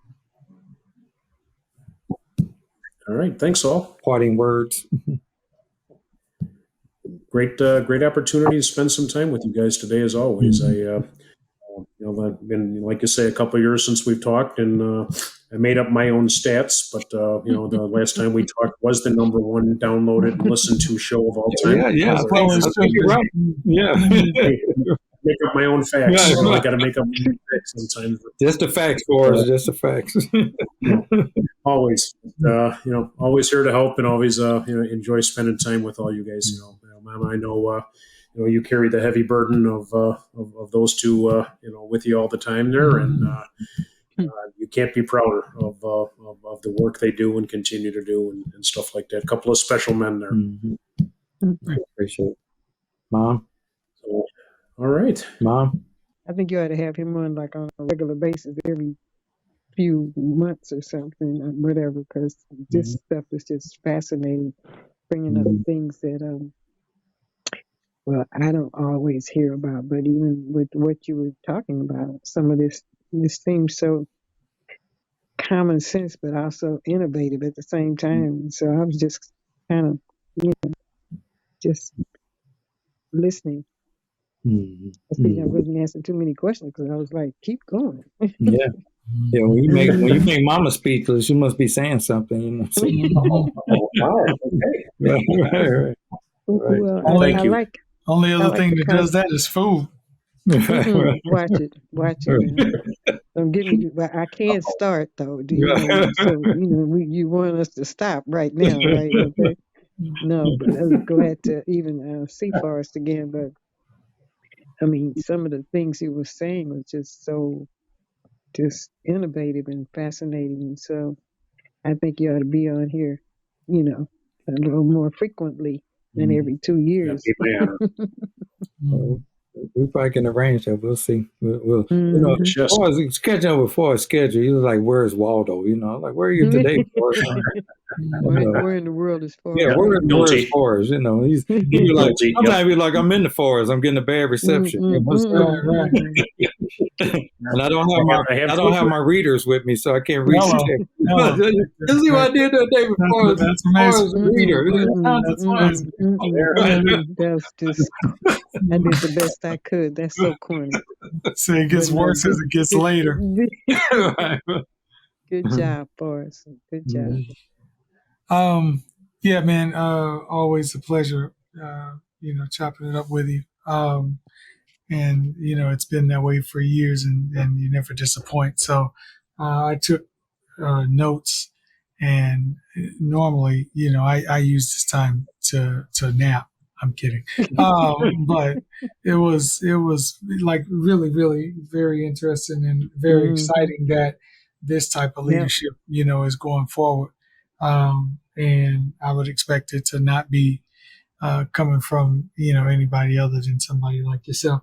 And so, Mm-hmm. like I said, I'm going to be just researching some of those because they are aligned so well with the Empower model and some of the principles that we're Mm-hmm. teaching. But it's a really nice way of looking at it, and, in a way that supports teamwork and everything. So that's fantastic, and it was worth the price of admission. Thanks for your time. I don't want you to miss out Mm-hmm. on the game, but we really appreciate you coming through. Really, absolutely.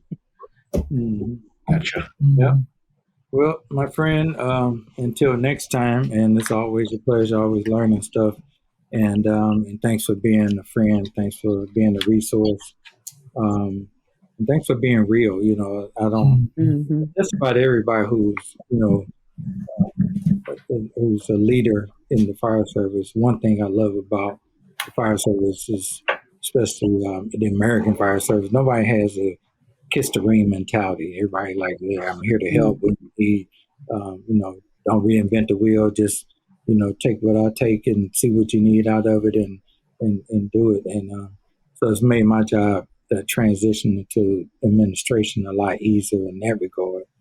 And then it's just always great to see you guys on the road and chop it up, and have some hybrid of conversation where we're discussing just everyday stuff along with stuff that makes us better when we leave the conversation, even if we've had a few beers or whatever.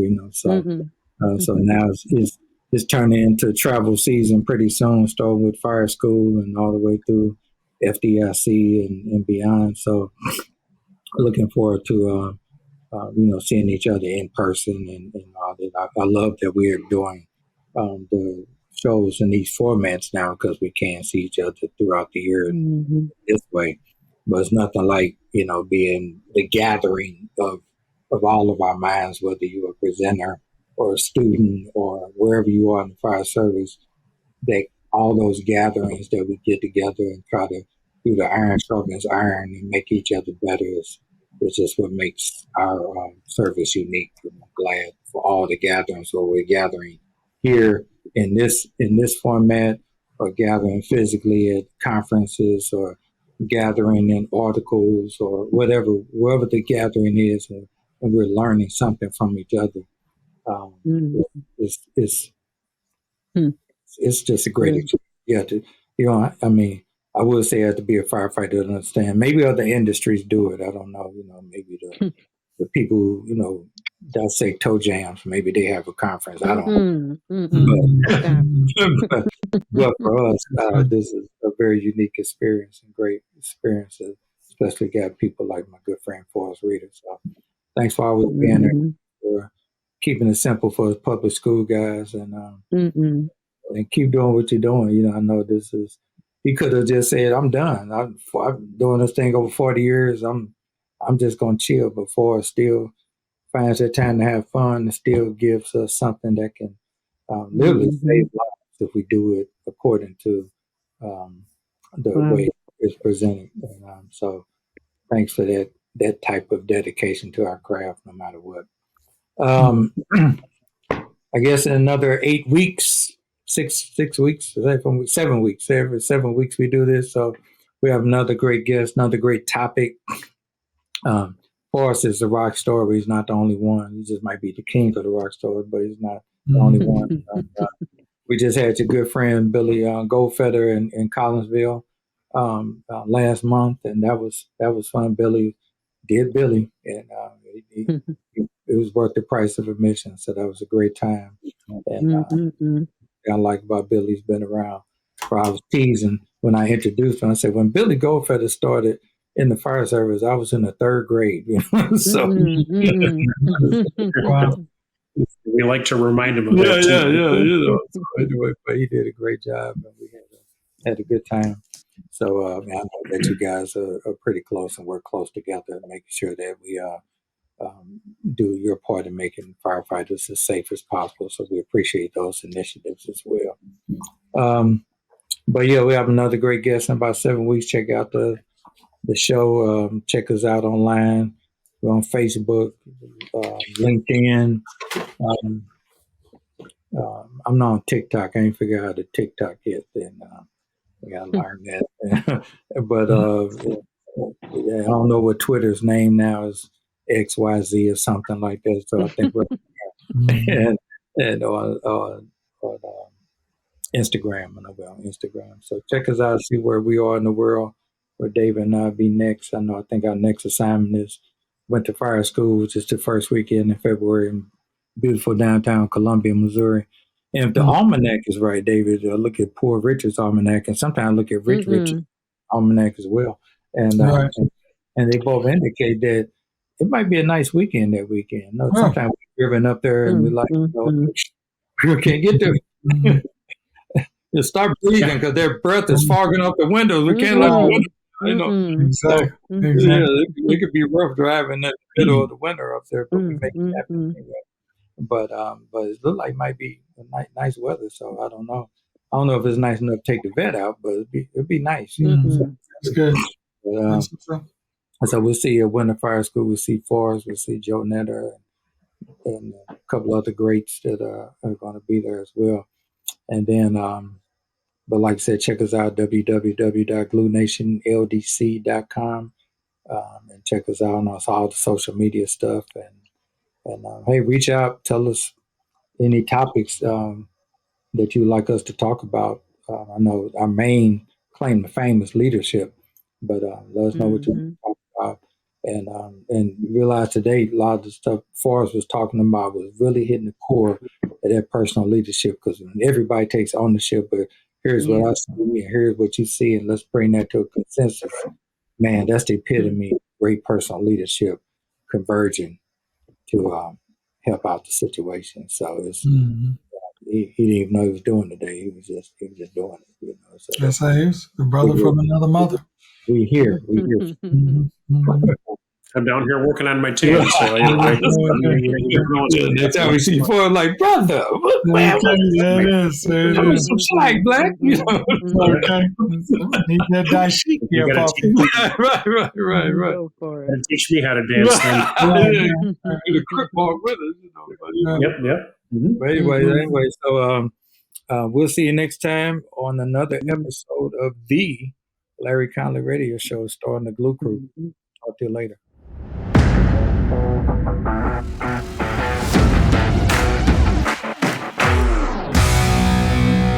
The trusted turnout jacket you've had for years, Flex 7 outer shell fabric delivers a perfectly broken-in feel on the very first wear.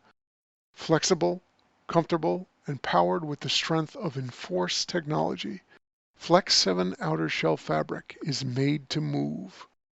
To learn more, visit tenkatafabrics.com/flex7. Flex 7, powered by Enforce technology. only from Tenkata Protective Fabrics.